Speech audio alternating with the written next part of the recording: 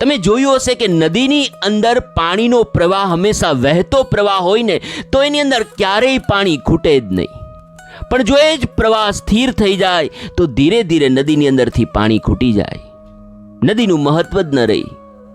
ઘણી વખત તમે રસ્તો જોયો હશે તો ઘણા લોકો કહે કે એ રસ્તો જીવતો રસ્તો છે. શું કામ આપણે એને જીવતો રસ્તો કહીએ?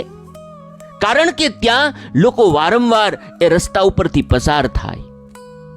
પણ એ જ રસ્તા ઉપરથી કોઈ પસાર ન થાય તો ધીરે ધીરે એ રસ્તો જ ન રહી, રસ્તો ઢંકાઈ જાય.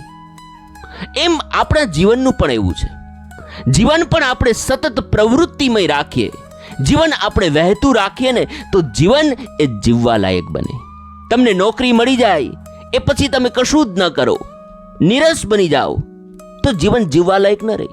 પણ નોકરી મળ્યા પછી પણ એ નોકરીમાં કંઈક તમે નવું કરો, એમાં કંઈક નવું ઉમેરો, એ કાર્યને સરળ બનાવવા માટે કંઈક નવા આઈડિયા લાવો તો તમારું જીવન એ પ્રગતિશીલ બને. સાથે તમે કોઈક સમાજ ઉપયોગી પ્રવૃત્તિઓ કરો, ધર્મને લગતી કોઈક પ્રવૃત્તિઓ કરો. એમ તમે જીવનને સતત પ્રવાહશીલ રાખો ને તો એ જીવન જીવવા લાયક બને.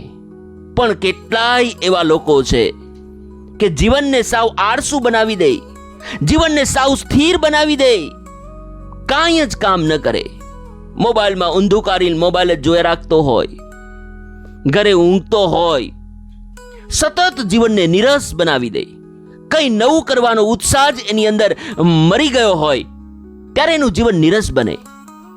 પણ સાહેબ, આપણે જીવનને જેમ નદીનો પ્રવાહ એ સતત વહેતો હોય એમ આપણે આપણા જીવનને સતત વહેતું રાખવાનું છે. જો વહેતું રાખશું તો જીવનમાં આનંદ રહેશે, આપણે જીવનમાં સ્વસ્થ બની શકશું.